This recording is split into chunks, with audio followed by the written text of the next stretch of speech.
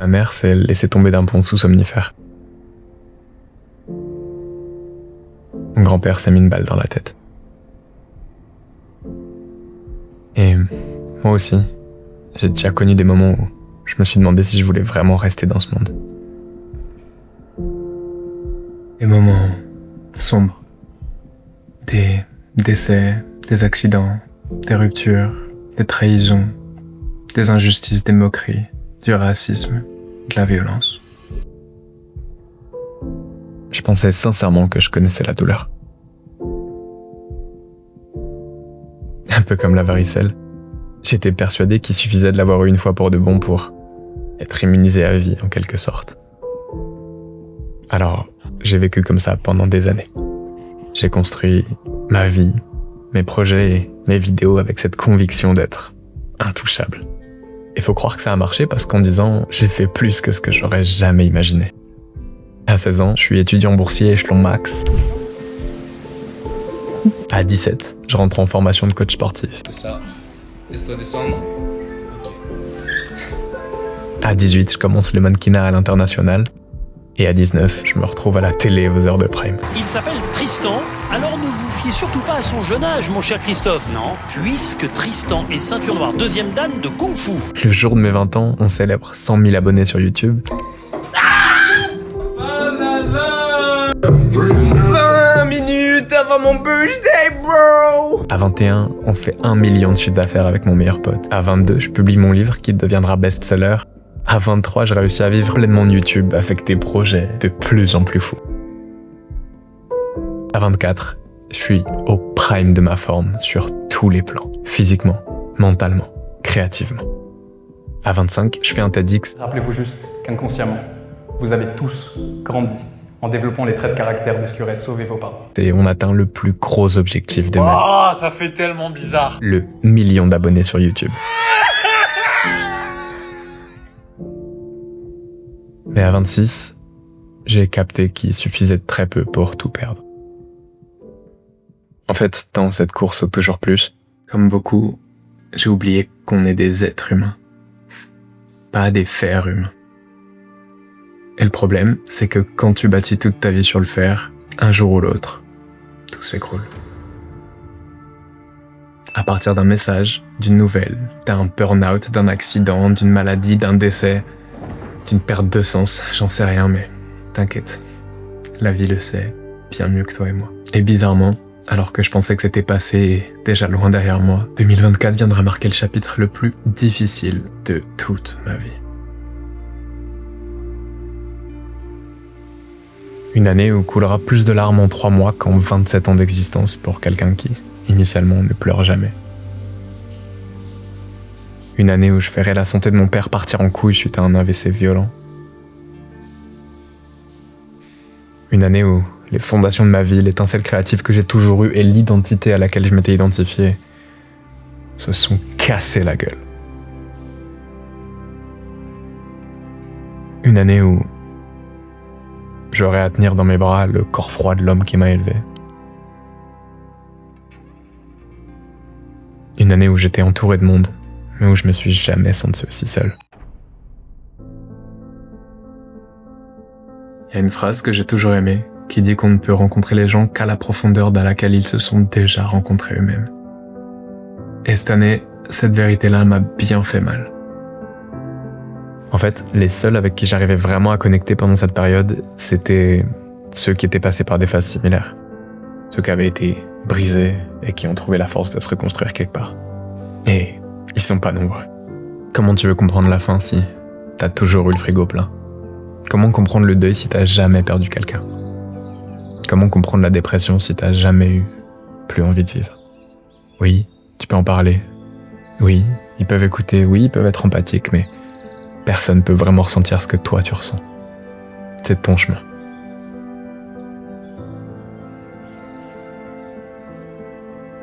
Si ce que je dis résonne en toi et que tu sens parfois que t'aimerais parler à quelqu'un qui pourrait vraiment comprendre, le sponsor de cette vidéo, BetterHelp, pourrait peut-être t'aider.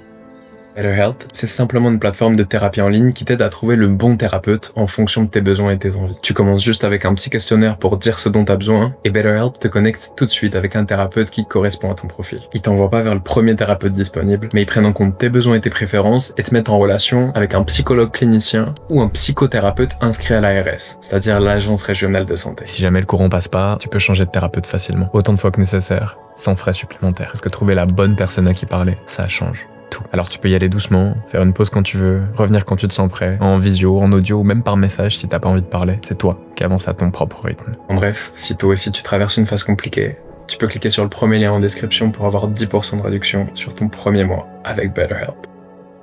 Et si tu te demandes ce qui s'est passé sur mon chemin cette année pour me pousser à prendre autant de recul, dans l'idée, cette année, comme vous le savez, j'avais prévu de voyager dans le monde pour me préparer à un combat, mais la vie m'a brisé le genou. J'avais prévu de doubler mon équipe et produire encore plus à travers une toute nouvelle série de vidéos. En échange, la vie m'a donné un burn-out. J'avais prévu de me fiancer, mais à la place, la vie m'a proposé une rupture. J'avais prévu de consacrer l'année à la reprise de la transmission du papy, grand maître de Kung Fu. Je reprends toute la transmission de mon grand-père, qui est littéralement une encyclopédie vivante. Et après 10 ans à renier tout ça, là j'ai un appel du cœur que je ne peux même pas taire. C'est juste essentiel pour moi que je reprenne cette transmission-là et que j'apprenne le plus possible de tout ce qu'il a à m'apprendre. Mais la vie lui proposera un arrêt cardiaque à la place et le deuil le plus difficile de toute ma vie. J'avais prévu d'être ancré et de garder les pieds bien sur terre avec plein de projets. Et à la place, la vie m'a offert ce qu'on appelle un éveil spirituel. Symboliquement, on dit que quand Dieu a voulu faire de David un roi, il lui a pas envoyé une couronne, mais il l'a mis face à Goliath, face à toutes ses peurs, face à tout ce qu'il redoutait. Et cette année, à ma petite échelle, c'est exactement ce que j'ai ressenti.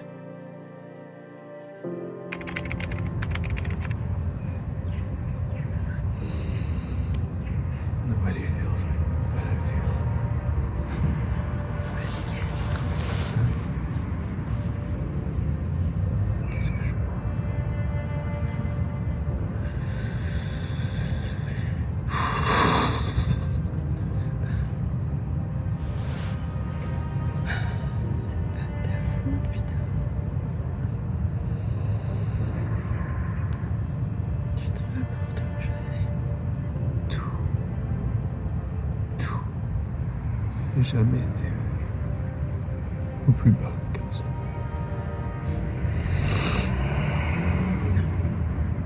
Ça, je connais pas. Je veux dire, les idées très au clair, mais là, je me sens comme un trou du cul. Pourquoi? J'avais prévu d'apprendre toute l'année avec lui. Il fallait qu'on reprenne la transmission. C'est tellement con. Petit disclaimer pour ce qui arrive, il y a plusieurs niveaux de compréhension en fonction d'où t'en es sur ton propre cheminement spirituel. Du coup, je pose ça là, mais si tu me suis un petit peu sur cette chaîne, t'as dû capter entre les lignes que depuis tout petit, j'ai toujours été fasciné par tout ce qui tourne autour de la conscience. Que ce soit à travers des livres, des vidéos, des documentaires, ou simplement à travers le corps. Par le travail de la méditation, de la respiration, de l'art martial, des plantes médecine. D'une certaine manière, je suis toujours allé chercher plein de savoirs dans plein de traditions ancestrales. Et pourtant, il y a quelque chose que j'ai toujours rejeté, qui allait venir s'imposer à moi et tout changer dans mon être. Le poète Rumi disait que « The wound is the place where the light enter ». Autrement dit, la blessure est l'endroit par où la lumière entre. J'ai toujours aimé cette phrase, mais cette année, je l'ai vécue. Pour de vrai, dans ma chair. Quand tout était en train de s'effondrer dans ma vie, au moment où j'étais au plus bas, il s'est passé un truc extrêmement violent. C'est comme si je m'étais fait foudroyer, d'un coup, sans rien demander. Foudroyé par ce que certains appelleraient la foi, que personnellement j'ai plus ressenti comme une prise de conscience extrêmement violente. Comme si, au milieu de la nuit la plus sombre que j'ai jamais traversée, j'avais été physiquement foudroyé par un éclair. Par la lumière. Pure.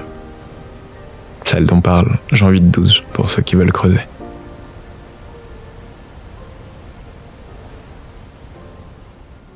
À partir de là, j'ai commencé à ressentir un shift en moi, dans mon cœur, dans mes pensées, dans ma conscience, qui est extrêmement dur à décrire,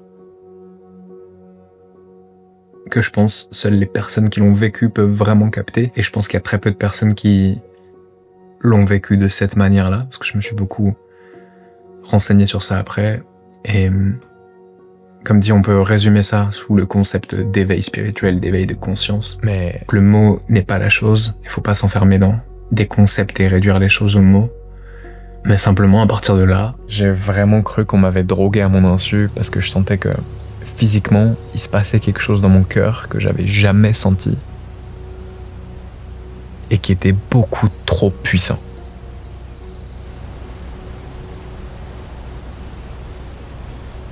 La preuve, voilà un vocal que j'ai envoyé à mon frérot quand j'ai commencé à ressentir tout ça, il y a de ça déjà 15 mois, juste avant ma descente progressive en enfer. J'ai du mal à trouver les mots.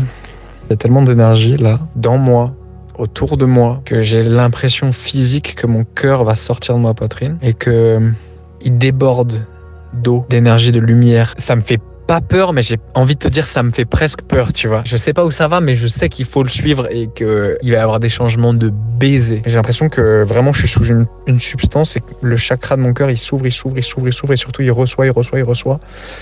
Ça fait bizarre même physiquement, c'est chaud. Mais simplement à partir de là, c'est comme si il y avait une présence que j'ai rejetée toute ma vie qui avait commencé à rentrer dans moi. C'est bizarre à dire, mais c'est vraiment les termes les plus simples à comprendre que je peux utiliser. Et en gros, cette année, c'est pas la rupture du genou, c'est pas la rupture amoureuse, c'est pas l'AVC de mon père, c'est pas la mort de mon grand-père, c'est pas le burn-out qui m'ont fait step back et qui m'ont forcé de déconnecter. C'est vraiment la connexion avec cette présence qui a littéralement tout changé dans mon être, dans mes pensées, dans ma conscience. C'était si intense que j'ai vraiment cru que j'allais devenir fou. Mais c'est bien cette présence. Cette présence qui m'a forcé à m'asseoir seul, sans distraction, sans performance et parfois même sans identité. Cette présence qui a changé toutes mes pensées, mes valeurs et mon comportement depuis un autre état de conscience. Et d'un coup, le chemin c'était plus celui de la performance, du devenir meilleur, du faire plus. Mais c'était un appel à rentrer à la maison. Un appel à la vérité. Un appel à aimer. Un appel à servir. D'où le fait que je me suis senti forcé de l'intérieur de commencer les retraites avec vous cette année. Et si on revient sur un truc un peu plus terre-à-terre, rationnel, cartésien, il y a le professeur Hawkins qui en parle dans Cartographie de la conscience, où il a dédié sa vie à essayer de niveler les potentiels de niveau de conscience de l'être humain. Et en gros, pour moi, c'est comme si d'un coup j'ai été skyrocket de là à là. Et dans ces états-là, c'est le principe même, c'est que c'est inexplicable, c'est indicible, c'est ineffable. Il se passe des choses qui sont de l'ordre de l'inexplicable à ramener avec des mots ici. Mais tout ce que je peux vous dire, c'est que j'ai été foudroyé, littéralement, par cet amour, cette lumière, cette présence qui est comme venue me chuchoter dans l'oreille à ce moment-là en mode « c'est ok, c'est nécessaire ». Et le reste, c'est tellement intime que je vais le garder pour moi et peut-être qu'on en parlera un jour sur un podcast ou quoi, mais il me faudrait vraiment 2 heures pour tout vous expliquer. Ça veut pas dire que je délaisse YouTube, mais ça veut juste dire qu'il y a vraiment un appel du cœur à connecter plus profondément, à faire quelque chose de différent qu'initialement je pensais pas que j'allais faire. Comme par exemple, vous proposer d'ouvrir une fois par mois un espace en physique dans mon club de Kung Fu familial à Lyon en tout petit comité, histoire de vous offrir des immersions inspirées des retraites Ultraya, mais le temps d'une journée ou 2 seulement. Au programme, méditation, breathwork, intégration, partage, mouvement Kung Fu et simplement vraie connexion.